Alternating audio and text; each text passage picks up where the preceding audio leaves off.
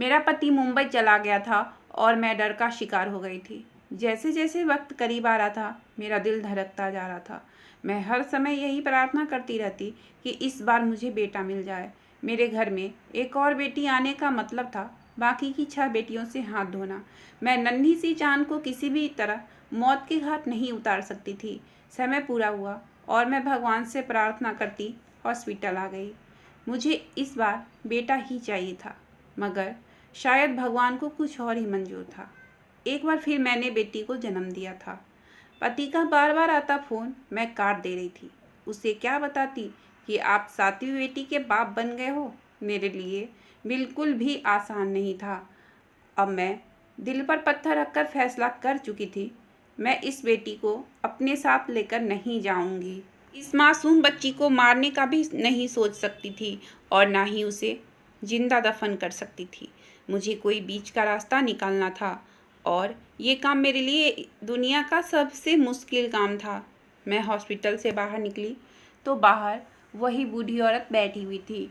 ना जाने उस वक्त दिमाग में मैंने क्या सोचा और उस गरीब औरत को अपने साथ ले लिया और हॉस्पिटल से अलग हटकर दूसरी तरफ चली गई। वो औरत हैरान थी, मगर जो बातें मैंने उससे कहा उसे सुनकर वह एकदम मुझे देखने लगी। कुछ देर खामोश रहने के बाद उसने हाँ में सर हिलाया और मेरी बेटी को मेरी गोद से उठा लिया।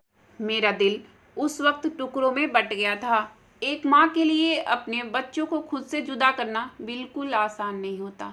मैं दिल पर पत्थर रखकर घर की तरफ वापस आ गई। घर पहुंचकर पति का फ़ोन वापस आया। शायद वो मेरे जवाब का इंतज़ार कर रहा था। मैंने डरते हुए उसे बताया कि मैंने एक बेटी को जन्म दिया है। राकेश उसके जवाब में कुछ नहीं बोला और कुछ देर बाद फ़ोन कट चुका था। वक्त गुजरता गया और राकेश को मुंबई गए हुए 4 साल बीत गए।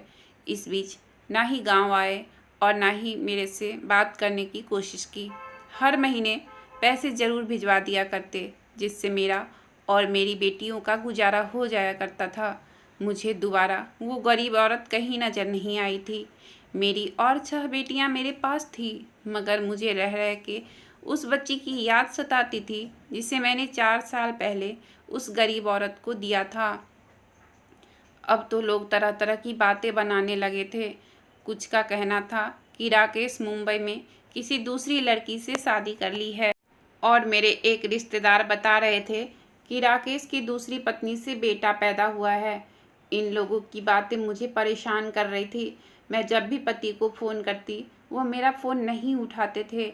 अब तो उन्होंने पैसा भेजना भी बंद कर दिया था। अब भीख मांगने की नौबत आ चुकी थी।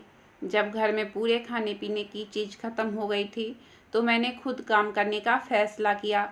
जहाँ भी काम करने जाती तो लोग मेरा मजाक उड़ाते कि पति मुंबई में लाखों कमा रहा है और पत्नी घरों में नौकरी ढूंढ रही है।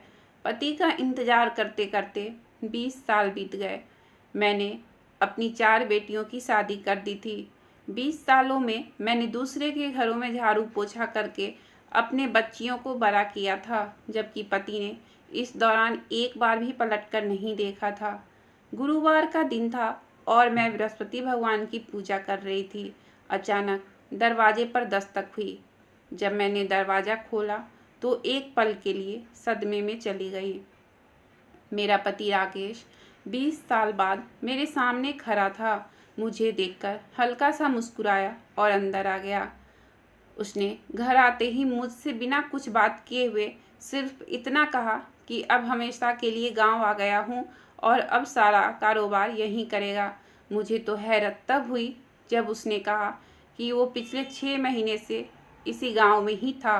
मैं खामोशी से उसकी बातें सुन रही थी। वो अपना कपड़ा बैग से निकालकर फ्रेश होने चला गया था।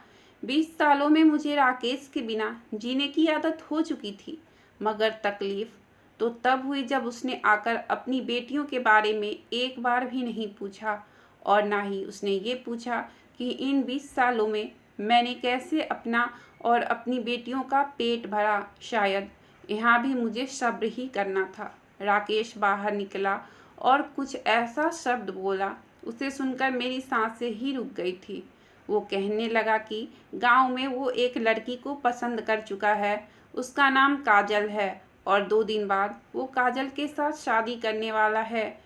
वह मुझे बताकर दोबारा घर से बाहर जा चुका था। मैं उसे जाते देखते रह गई।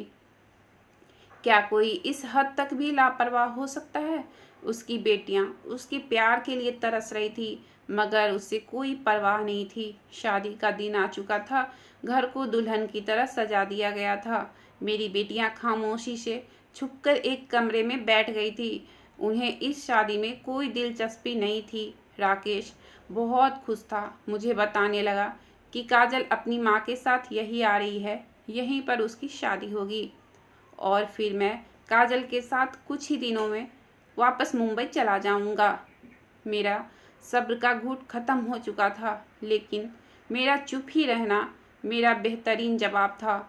मैं खामोशी से सर झुकाकर जब उसके कमरे में गई, तब काजल मेरे सामने ही बैठी थी, जिससे राकेश शादी करने वाला था। उसे देखकर मेरे पैरों तले जमीन खिसक गई थी। उस लड़की की उम्र 15 से 16 साल रही होगी। वो मुझे अपनी नज़रों से बार बार मुझे देख रही थी, जबकि वही दूसरी तरफ मेरा पति उसकी माँ को पैसा पकड़ाता हुआ न जाने क्या बात कर रहा था। पैसों की भीड़ में आज एक औरत को मासूम लड़की का चेहरा नहीं दिख रहा था। तभी राकेश का मोबाइल बजा और वह खामोशी से बाहर निकल गया। मैंने जब उस लड़की की माँ को देखा तो मुझे लगा कि मैं इन्हें पहले भी कहीं देख चुकी हूँ, मगर कहाँ, यह याद नहीं आ रहा था। वह औरत भी बार बार मुझे ही घूर रही थी। मैं जल्दी से कमरे से बाहर निकल कर आ गई और अपने दिमाग पर जोर देने लगी। पंडित आ चुके थे। तभी मेरे दिमाग में ख्याल आया और मेरे होश उड़ गए। यह कैसी मुसीबत टूटने वाली थी। मेरा शरीर सुन्न होने लगा था। तब मैं बाहर निकली और काजल की माँ से पूछने लगी, तुम वही औरत हो ना जिसको मैंने अपनी बेटी दी थी? मेरी बात को सुनकर वह औरत हक्का बक्का रह गई और बोली, हाँ मैं वही हूँ, मगर तुम कौन हो? राकेश सवालिया निगाहों से मुझे देख रहा था। मैं गुस्से से बोली, मैं वही औरत हूँ जो 20 साल पहले अपनी बेटी को इसी पति के डर से तुम्हें दिया था। यह खबर किसी पाप की तरह गिरी थी। राकेश घबराया हुआ था। वह औरत सीने पर हाथ रखकर जमीन पर बैठ गई, जबकि काजल हैरत से मुझे देखने लगी थी। जब राकेश होश में लौटा तो उस औरत से सवाल करने लगा। वह औरत अब मालदार हो चुकी थी, लेकिन मेरी बात को सच मान गई थी कि काजल मेरे और राकेश की बेटी है। अगर एक पल की भी देर हो जाती तो न जाने कौन सी मुसीबत टूट पड़ती। राकेश अपना सर पकड़े जमीन पर गिर गया था और जब होश आया तो घर से निकल चुका था। उसको बेटियों से नफरत थी, मगर जो पाप करने जा रहा था वो बहुत बड़ा था। काजल जमीन पर बैठी रो रही थी और मैं उसे बेबसी से रोता देख सीने से लगाकर रो रही थी। राकेश को घर से गए काफ़ी देर हो चुका था। 4 दिन गुजर गए और दरवाजे पर एक एम्बुलेंस आई, जिससे राकेश को उतार कर घर लाया गया। उसका 4 दिन पहले एक्सीडेंट हुआ था। उसका एक पैर टूट चुका था। उसकी जुबान कट चुकी थी। अब तो वो बोल भी नहीं सकता था। जैसा भी था, मेरी बेटियों का बाप था। बेटियां कहाँ बाप को तकलीफ में देख सकती है। जब जब मेरी बेटी राकेश की सेवा करती, वो नज़र झुकाकर रोने लगता था। काजल से उसने दोबारा कभी नज़र नहीं मिलाया था और ना ही काजल कभी राकेश के सामने जाना पसंद करती। कुछ दिन बाद राकेश अपनी धन दौलत, जमीन जायदाद अपनी बेटियों के नाम कर दिया था और अब वह बेटियों से प्यार करने लगा था और मुझे भी। अब हम साथ में बहुत खुश रहने लगे थे।